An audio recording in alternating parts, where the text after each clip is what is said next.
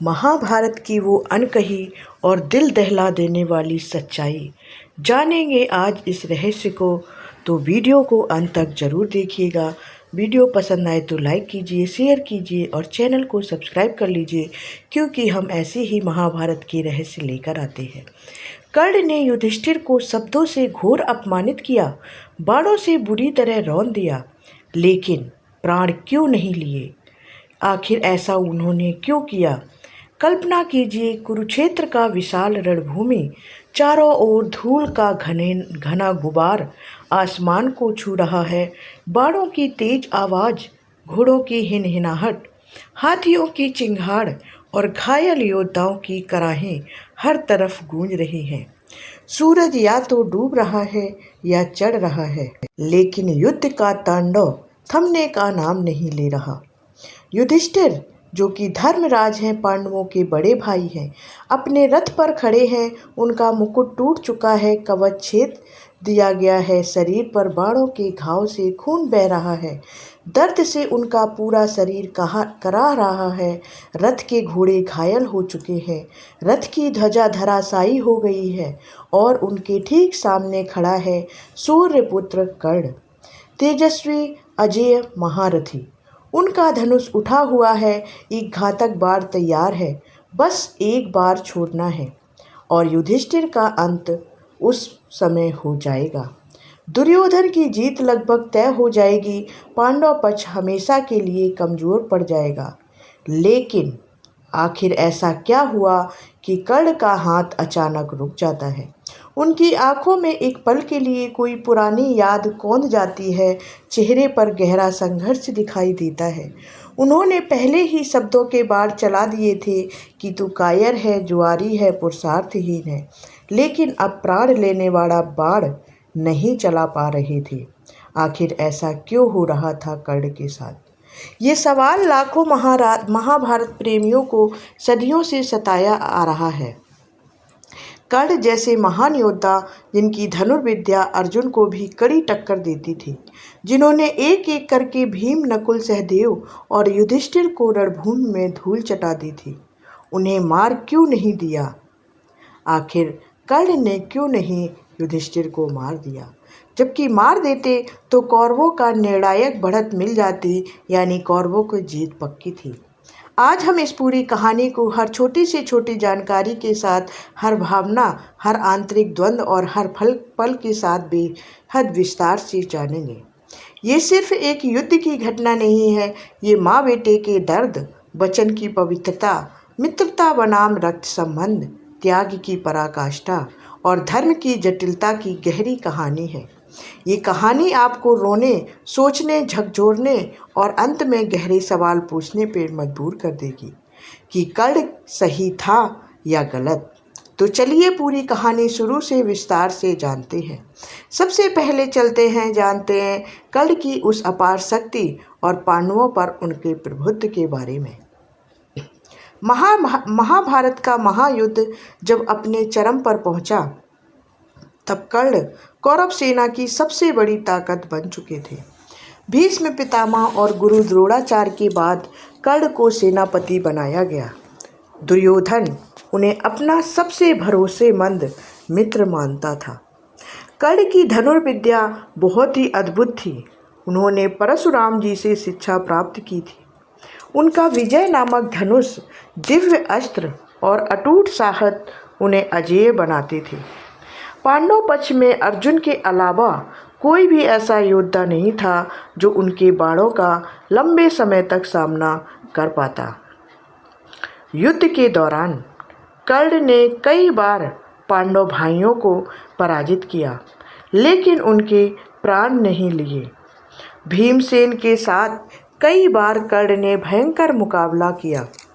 भीम ने रथ के टुकड़े और मृत हाथी का शरीर तक फेंका, लेकिन कर्ण के बाणों ने सब कुछ काट दिया। भीम घायल हो गए या बेहोश हो गए, लेकिन कर्ण ने उन्हें मारा नहीं। नकुल और सहदेव दोनों को अलग अलग या साथ में हराया। कर्ण ने उनके रथ नष्ट किए, उन्हें घेर लिया, लेकिन फिर रुक गए। युधिष्ठिर सबसे यादगार और सबसे अपमानजनक मुकाबला उन्हीं का था। हर बार जब कर्ण के पास उन्हें मारने या बंदी बनाने का पूरा अवसर था, वो पीछे हट जाते थे। कारण था कि एक वचन, एक माँ को दिया हुआ वचन इसका कारण था। तो चलिए जानते हैं कुंती और कर्ण के उस गुप्त रहस्य को, जो भावुक और दर्द भरा मिलन था। युद्ध शुरू होने से पहले उद्योग पर्व के समय श्री कृष्ण दूत बनकर हस्तिनापुर गए थे, लेकिन शांति वार्ता असफल रही। कुंती माता जीवन भर अपने सबसे बड़े पुत्र का राज छिपाए बैठी थी। अब उनका दिल टूट चुका था। उन्होंने कर्ण से अकेले में मिलने का फैसला किया। सूर्योदय के समय एकांत स्थान पर गंगा तट के किनारे कर्ण सूर्य देव की पूजा कर रहे थे। कुंती उनके पास आई। कर्ण ने सम्मान से पूछा कि आप कौन हैं और क्या इच्छा है आपकी। कुंती ने अपना परिचय दिया कि मैं कुंती हूँ, तुम्हारी माँ हूँ। तुम मेरे पहले पुत्र हो, सूर्य देव से जन्मे हो। लोक लाज के भय से मैंने तुम्हें जन्म के तुरंत बाद त्याग दिया था। अब मैं तुमसे विनती करती हूँ कि पांडवों की तरफ आ जाओ, उनकी तरफ से युद्ध लड़ो और दुर्योधन को छोड़ दो। कर्ण यह सुनकर स्तब्ध रह गए कि जीवन भर का दर्द था, जन्म से त्याग, सूत पुत्र कहलाने का अपमान, राधा माता का स्नेह, सब एक साथ उफान मारने लगा। कर्ण ने उत्तर दिया, माँ, अब आप मुझे पुत्र कह रही हैं, आखिर ऐसा क्यों कर रही हैं? जब मैं जन्मा तो त्याग दिया, मुझे सूत्र पुत्र बनाया। अब जब मैं दुर्योधन का मित्र बन चुका हूँ, सम्मान पा रहा हूँ, तब आप आई हैं। मैंने दुर्योधन का अन्न खाया है, उसकी दोस्ती जरूर निभाऊंगा। पक्ष नहीं बदल सकता मैं और पांडवों के तरफ नहीं हो सकता। कुंती रोई, बार बार विनती की। तब कर्ण ने एक वचन दिया कि मैं आपके 5 पुत्रों में से सिर्फ अर्जुन से ही युद्ध करूंगा। युधिष्ठिर, भीम, नकुल और सहदेव को नहीं मारूंगा। भले ही वो मेरे सामने हार जाएं, मैं उनके प्राण नहीं लूँगा। मैं केवल अर्जुन के प्राण लूँगा। युद्ध के अंत में आपकी गोद में अभी भी 5 पुत्र रहेंगे। या तो मैं मर जाऊँगा या अर्जुन मरेगा। आप कह सकेंगे कि आपके 5 पुत्र हैं। ये वचन कर्ण के दानवीर स्वभाव, वचन की पवित्रता और माँ के प्रति सम्मान का प्रतीक था। कुंती वहाँ से लौट आई, लेकिन उनका मन अभी भी भारी था। तो अब चलिए जानते हैं युद्ध में युधिष्ठिर और कर्ण का जब आमना सामना हुआ। युद्ध का वो दिन जो 16वां या 17वें दिन के आसपास का था, दुर्योधन संकट में था।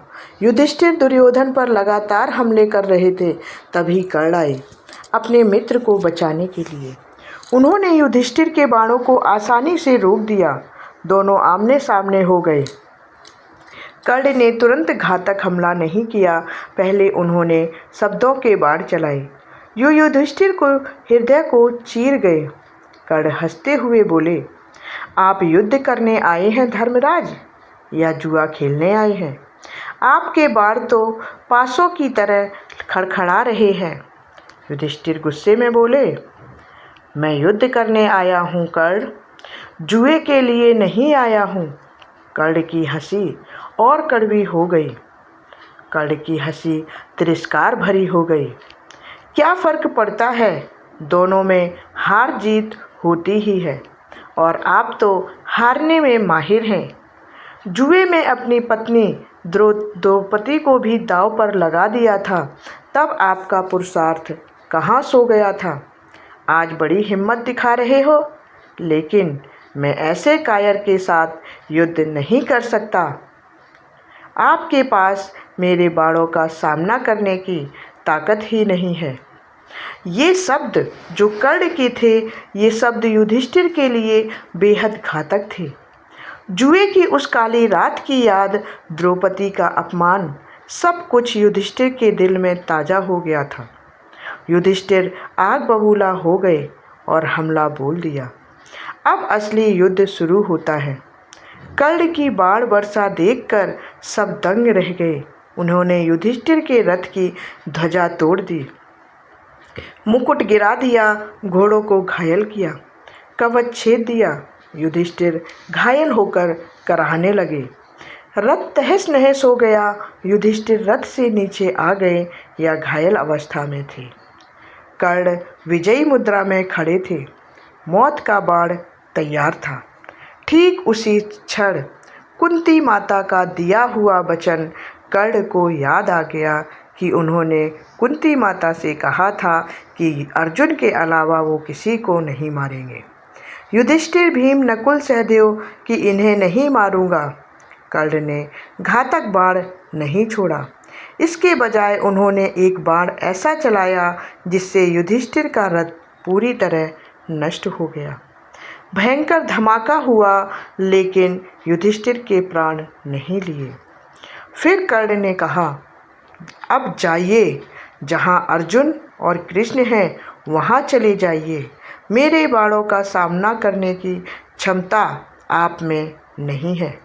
युधिष्ठिर को घायल अवस्था में उनके शिविर तक ले जाया गया।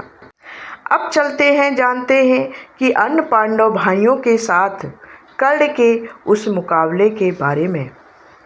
भीम के साथ कई बार भयंकर लड़ाई हुई कर्ण की। भीम ने पूरी ताकत लगाई, लेकिन कर्ण के बाणों ने उन्हें पराजित किया। कर्ण ने वचन याद करके भीम के भी प्राण बख्श दिए। नकुल का रथ नष्ट किया, उन्हें घेर लिया, लेकिन फिर बाद में छोड़ दिया। सहदेव को भी इसी तरह भी कर्ण ने पराजित किया, लेकिन सहदेव को भी नहीं मारा। हर मौके पर उन्हें कुंती का वचन रोक लेता था और कुंती का वचन याद आ जाता था। अब चलिए जानते हैं कि युद्ध के बाद कुंती के रहस्य का खुलना और युधिष्ठिर का टूटना। जब कर्ण अर्जुन के हाथों मारे गए, तब कुंती माता ने पांडवों को सच्चाई बताई कि कर्ण तुम्हारा बड़ा भाई था। युधिष्ठिर सबसे ज़्यादा इस सच्चाई को जानकर टूट गए। उन्होंने कहा, हमने अपने बड़े भाई को मारा है। दुख से भरकर उन्होंने कुंती को श्राप दे दिया कि आगे से कोई भी स्त्री अपना राज नहीं छिपा पाएगी। कुंती ने बताया कि कर्ण ने तुम चारों की जान कई बार बचाई थी, क्योंकि कुंती ने उससे वचन लिया था। इस रहस्य के उद्घाटन पर पूरे परिवार को हिला दिया।